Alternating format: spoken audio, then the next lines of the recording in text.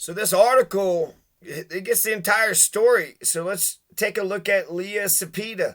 Leiyla Cepeda, this is Aaron Keller, and this comes from Law and Crime. Our first look at the teen accused of stabbing her newborn baby to death with scissors in Colorado.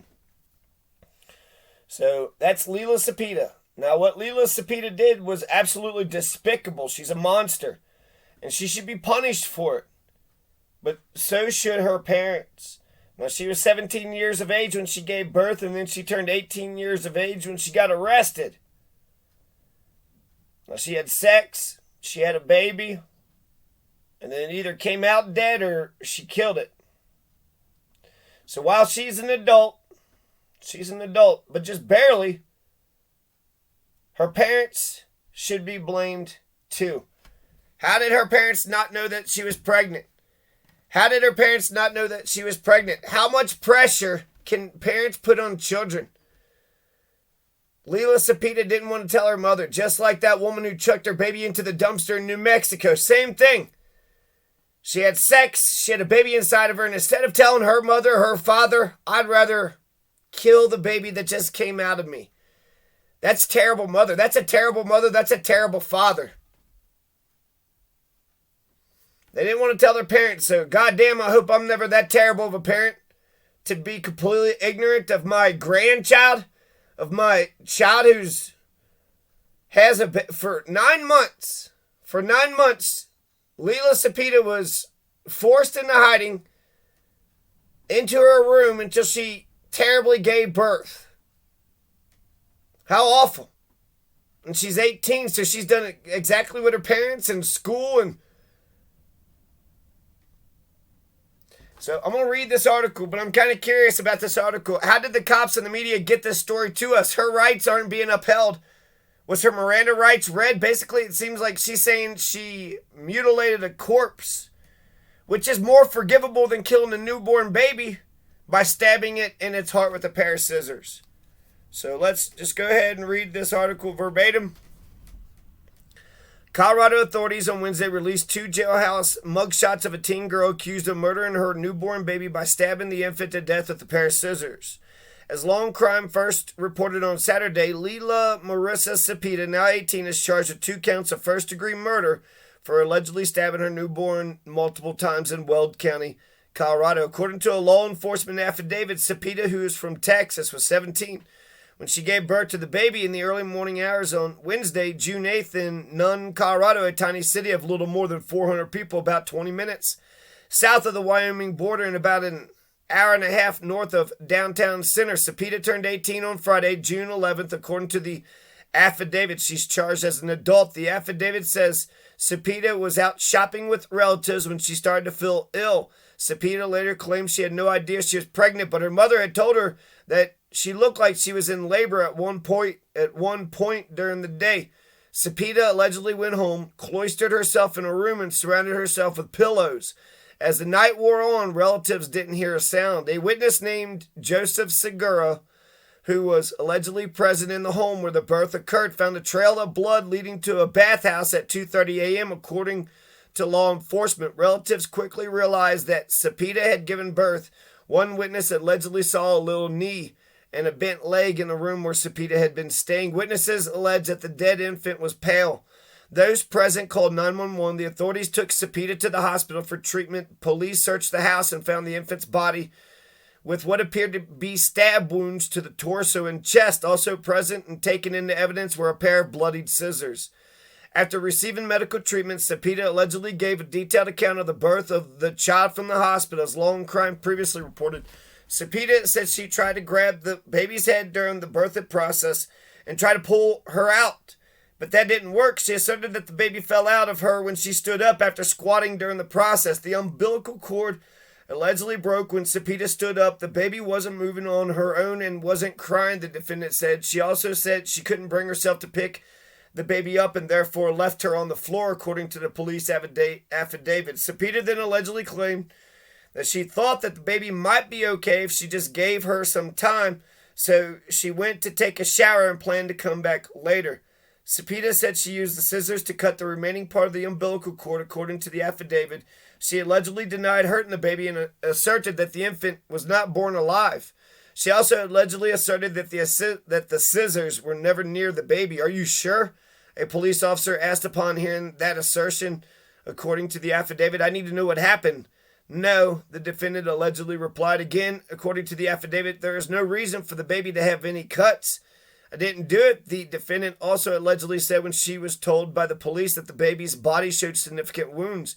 The affidavit says the defendant didn't change her story when the police pressed her further. She allegedly continued to say that she didn't know who could have stabbed the baby. I couldn't have done that to the baby, the defendant continued. According to the affidavit, I was bleeding. I cut the umbilical cord on me and I didn't touch the one on her. That's all I used the scissors for. Eventually, the defendant said she couldn't be a mom and she couldn't tell her mom that she was pregnant, the affidavit says. But then when asked why she would do this, Cepeda allegedly said it wasn't moving. The questioning officer seized on that line. If the baby wasn't moving, why would you take the scissors and do this? The police asked again, per the affidavit. Was this going to help the situation? No. The defendant allegedly answered, I don't know. The defendant is said to have continued when asked why she would do this with the scissors. The officers then the defendant, to help them, asked the defendant to help them understand how the baby suffered the stab wound. She wasn't moving. She didn't think she was alive when she came out, the defendant is alleged to have responded. When the police asked Cepeda how many times she struck the scissors into her baby, the defendant's mother requested an attorney, and the police stopped asking questions, according to the affidavit. Dr. Michael Burson, the Weld County coroner, said that it was his opinion that the baby was born alive. The police wrote in the affidavit, interesting. Michael Burson, the Weld County coroner. Why does he say that? Burson cited blood in the newborn's chest cavity and bruising around the wounds as evidence to support the assertion, the affidavit said. Burson opined that the baby was born alive and died from multiple sharp injuries, the document added. Cepeda is charged with alleged violations of CRS 18-3-1021F and 18-3-1021A, respectively. I wonder what those charges are. Say abusing a baby until it dies, right? And then what that is, 18-3-102. And then we'll go with 18-3. That's also 102. So both of these are the same law, just murder in the first degree. Both of these are murder in the first degree charges.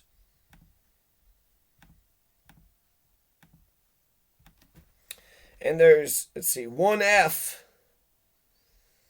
is that a person knowingly causes the death of a child who has not yet attained 12 years of age, and the person committing the offense is one in a position of trust with respect to the victim. Yeah, you cannot beat a child to death. You can't beat a child to death in Colorado. The other one is 1A, and it's the very first one. So it's first degree murder. A person commits a crime of murder in the first degree if A, after deliberation and with the intent to cause the death of a person other than himself, he causes a death of that person or of another person. So those are the two charges. First degree murder. First degree murder, just straight up just killed a person and then, abused a child until it died. And I would say it fits the second or the one definition a lot better than the other definition. And while I think she should be punished, I don't think she should be punished for first degree murder. I think her and her parents both need to be punished together. Charge the parents with abuse of a corpse too. For 9 months, you didn't know your daughter was pregnant. For 9 months, you had no idea. And then didn't she go to public education? What the hell are they teaching in public schools? What the hell are they teaching in public schools? What the hell are Americans teaching their children? Now, Leiyla Cepeda, she said that she was tugging at its head when it started to come out. I wonder if that's when it happened. And then she stood up and it fell out. Now, if that's true, let's be the most generous that we can be with her, okay? Just for the time being. That's a legal abortion, is it not? If it was killed before the birth. The head is there. She tried to pull it to come out. She didn't stab the baby to death. What she did was she stabbed, it seems, if you believe this testimony. And again, how did the media and the police, the way that people treat poor people is just ridiculous. She should have had a lawyer and shouldn't have said anything to begin with. Okay, stood up and it fell out. If that's true, the most generous that we could be with her was that it's a legal abortion. It had died on the inside of her, or, it died on the inside of her, either beforehand, stillborn, or maybe because she was tugging at its head. Who knows?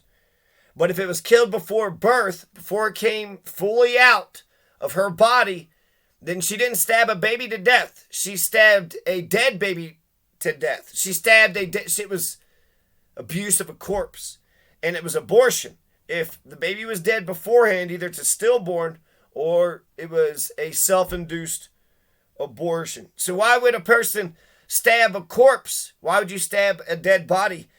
A dead baby, and not to death, it's already dead. So why would you stab a dead baby several times with a pair of knife, with a pair of scissors? I would say the exact same reason she didn't tell her parents that she was pregnant. Now she doesn't want to tell her parents that she was pregnant, and now there's a dead baby in the other room. And then that little line about the little knee, they saw a little knee, and then they saw that it was pale. The baby wasn't intentionally killed. It doesn't seem like to me that it was intentionally killed. I think her inexperience may have killed it, but it was her circumstances. Mostly it was her circumstances. She isn't going out in this world and doing exactly what she wants to do. She's going out in this world and she's doing what her parents, her teachers, her school, her teachers, parents, her worker, boss. She's listening to a whole host of other people. Now, she just became an adult, so she should be punished, I think, 10 years. But the real trial, the real jury trial, should be to the parents.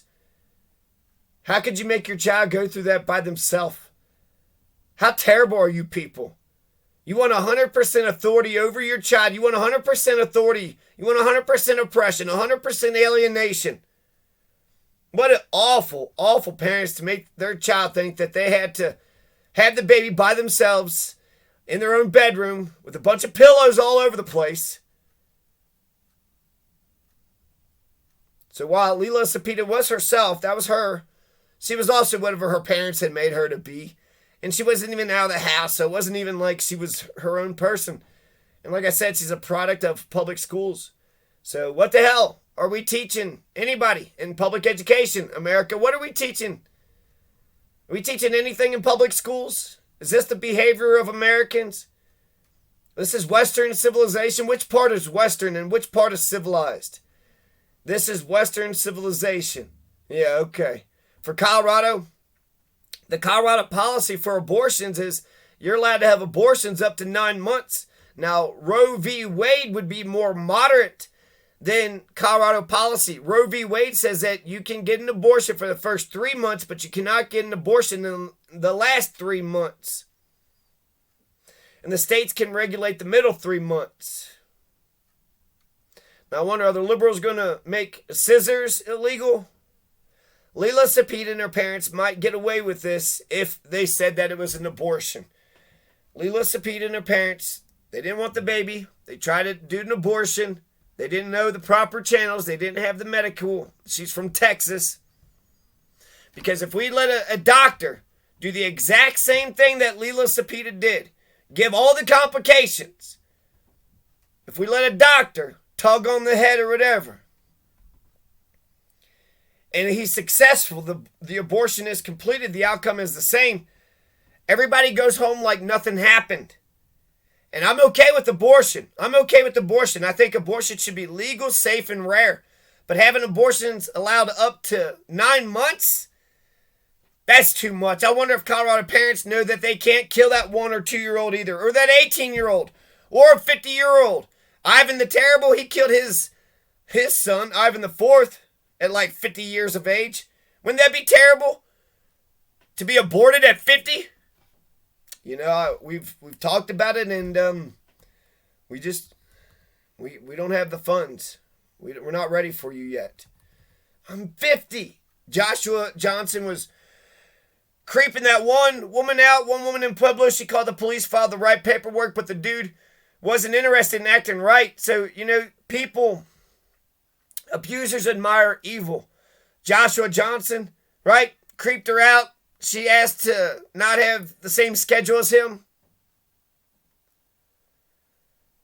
There's something about people once you get them started. That one woman in Pueblo, she called the police, filed the right paperwork, but the dude that, he wasn't interested in acting right. He was going to have her, and if he couldn't have her, then nobody would. You got Vonnie's Law. Vonnie was being stalked by 5 years and then killed. 2010, Vonnie Flores was shot and killed by her stalker of 5 years. Vonnie Flores was being stalked for 5 years. Earlier, she had reported him, resulted in his arrest for violating a court order of protection, but he was able to bail out of jail after only 3 hours. After only 3 hours. Shortly afterward, he shot Vonnie and committed suicide. So when it comes to abusers, I think abusers admire evil. I've heard the same people that say Hitler was a smart man are the same ones who say humans are just animals. I can't stand fascist Nazi motherfuckers. Humans are just animals. We're rational animals. We are rational animals. We can think before we act. We can contemplate before we execute. So no, abusers, you're freaking wrong. You're freaking wrong. It's not good to have people stalking and creeping other people out. It's not okay that Vonnie got killed. Vonnie Flores shouldn't have been killed. And Hitler was a terrible, wicked man. He was a wicked, evil man. He didn't just kill Jewish people. He killed Romanis, and he killed communists, and he killed labor union organizers. He killed anybody with a heart. Anybody who gave a damn. Anybody that wasn't a bully. Man is a rational animal, not just an animal. You're an animal if you think that Hitler's a smart man and humans are just animals. Humans are irrational. Humans are rational animals. We're rational animals. That's the whole thing about natural law. It's not just what nature tells us, it's what rational man tells us. We have a right to defend ourselves, and we have a right to join a part of a social compact. That's Hobbes 101. That's the conservative of the Enlightenment. Now I want to talk about three victims. You got Frederick Douglass, you got Anne Frank, and you got J.C. Dugard. Now, Frederick Douglass, he was part of an institution of abuse and violence and oppression. That structure of violence was necessary in order to keep black people subjugated in America. Frederick Douglass was a slave before the Civil War. It was a white totalitarian dictatorship. It was white fascism. It was white apartheid. The entire goddamn system was against Frederick Douglass. Being a man, being his own person, and the whole system, until the Civil War, was against Fred. If Fred ran away, then the police would catch him and put him back in. He couldn't say he was a person. He couldn't say he was a man.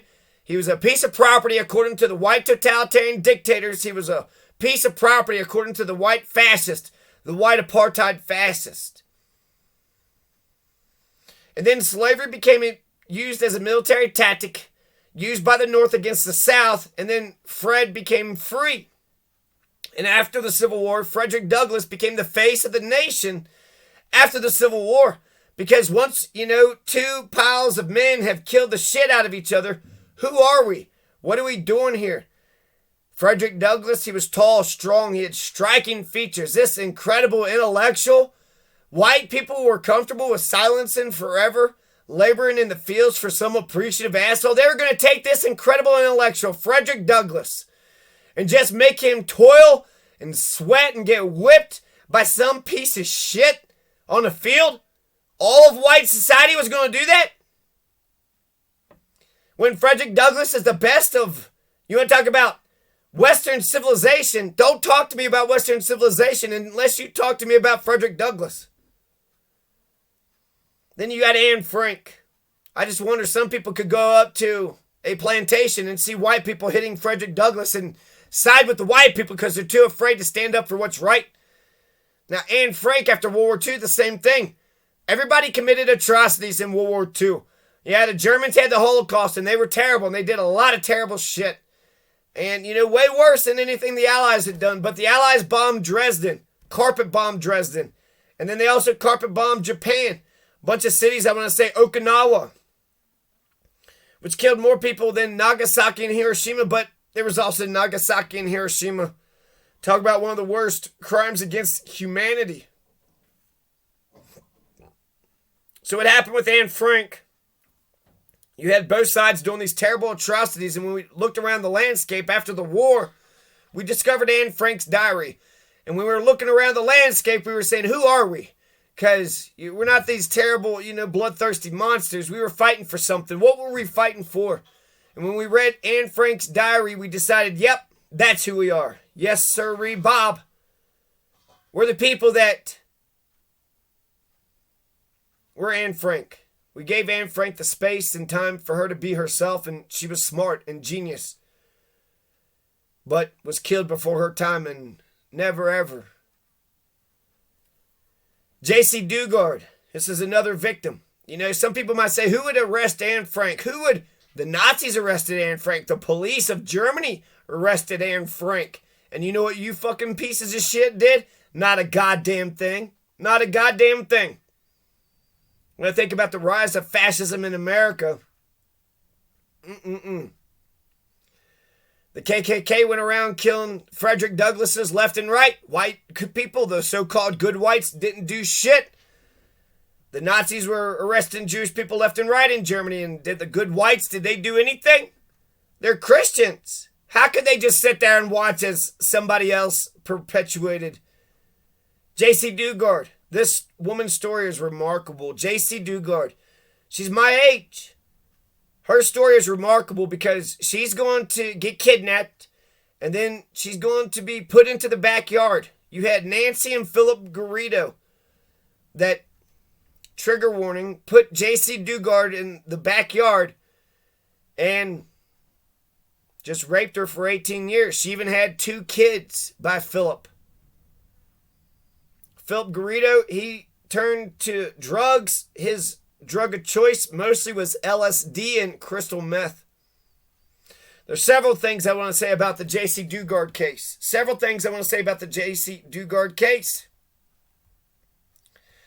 First of all, Nancy Garrido helped. Nancy Garrido helped find the kids. Nancy Garrido was filming the kids for his gratification, maybe hers too. She's a disgusting pervert on par. She's equally as perverse as Philip was. Besides Nancy's, support, would Philip have kept on? If he didn't have Nancy's support, Nancy took over the house for a week or month when Philip had actually gone back to jail for failing a drug test. So you had Philip and Nancy who had kidnapped J.C. Dugard. Philip goes back to jail for a week or a month. J.C. Dugard could have got out. Nancy could have helped her, but guess what? Nancy is the new overseer. Nancy is the jailer. Nancy said that Philip went to go visit a friend on an island. What the hell is Nancy's problem? Nancy? Why not let J.C. Dugard? Was that their thing? Is that what Philip and Nancy? Next thing I want to mention about J.C. Dugard. Philip was on papers. So not only are these 2 disgusting perverts, but everybody knew that Philip was a pervert. He went to jail for raping a woman and masturbating to children at elementary schools. He was sentenced to 50 years. 50-year sentence. Nah, you're never going to see the light of day. You're going to stay behind bars forever. Throw him in jail and, lock the jail doors and throw away the key. If not capital punishment, then life in prison. So Philip is on paper. Somehow he gets out. He gets out, and you had parole officers who went to his house. If not a dozen, then 2 dozen times. In the case beforehand, he abused and kidnapped and raped before. In 1976, 24-year-old Philip Garrido had kidnapped 25-year-old Catherine Calloway in South Lake Tahoe, California. Why is California producing all this shit? He took her to a Reno, Nevada warehouse where he raped her for 5.5 hours. When a police officer noticed a car parked outside the unit and then the broken lock on the warehouse door, he knocked on the door, was greeted by Philip Garrido, and then Catherine Calloway emerged, asked for help. Philip Garrido was promptly arrested. In court, Philip Garrido testified that he had masturbated in his car by the side of elementary and high schools while watching girls. He was convicted on March 9th, 1977, and he began serving a 50-year federal sentence on June 30th, 1977 at Leavenworth Penitentiary in Kansas. So he's a pervert. He's got a 50-year sentence, and we're letting him out. He's got a wife who's sitting there helping him do all this perverted shit. And the parole officers, what the hell is up with the jailers and the cops and the prosecutors and the judges? Do they identify with criminals? Are these psychotic pieces of crap? Like a dozen or two times you had parole officers come to his house. Oh, you just got some child locked up in the backyard? Oh, that's all you got, some child locked up in the backyard. Them cops didn't lose a wink of sleep, didn't blink, they didn't bat an eye. Walked right in, walked right out. He's good. Nah, he's good. We gave an interview. He's made he even, did the drug test. And then goes back for a month.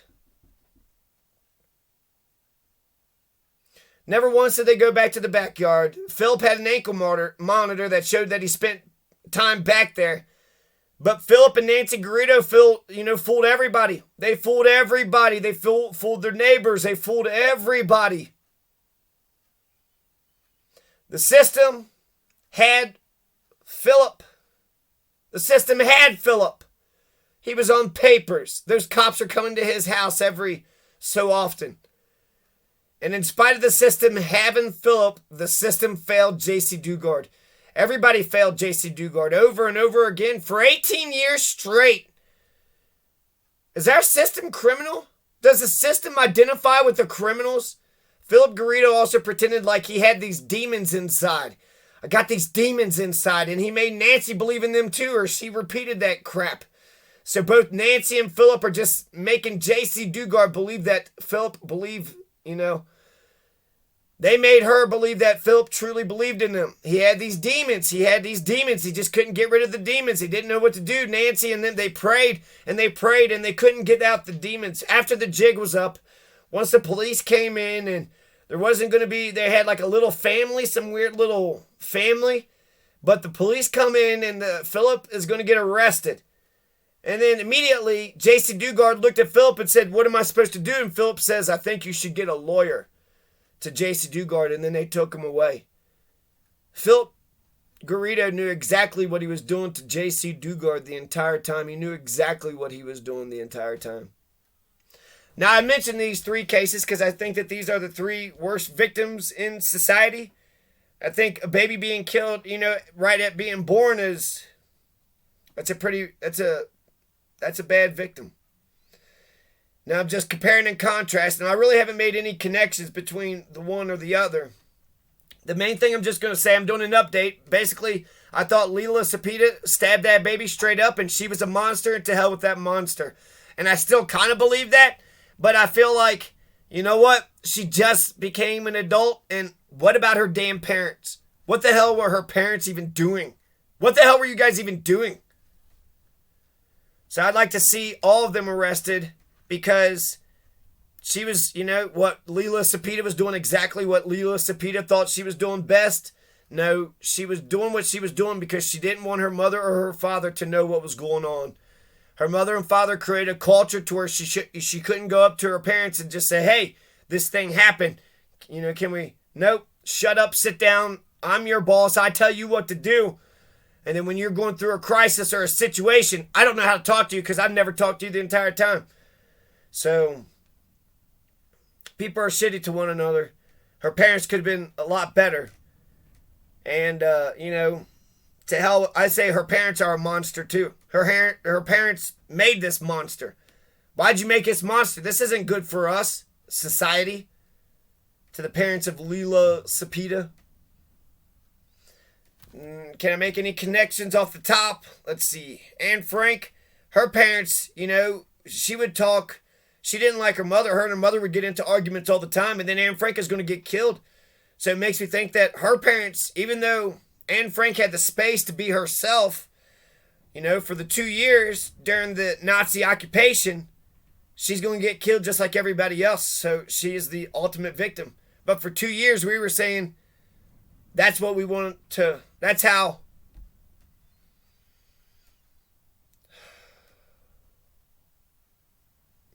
So Anne Frank was doing exactly what her parents had wanted her to do, and JC Dugard too, when she got kidnapped. She was going to school, doing what her parents had said. I'm not going to blame her parents for her getting kidnapped, but how come her parents didn't know that she got kidnapped? And then Frederick Douglass, where the hell was his parents at? I mean, he was stuck in a system that had, totally, probably was removed at birth. Actually, he believed that it was his white master was his father, and then there was a black woman that he had talked to a couple times, and he appreciated her, but not fully because he didn't realize that it was his mother at the time. So he basically didn't have a father. His father was part of the oppressor class that was beating him up and whipping him. And his mother was, a victim of that same order too. So I don't know if any connections jump out at you, but I just want to mention those 3 victims. I want to update this story. And I've done that. So that's a little bit about Leiyla Cepeda.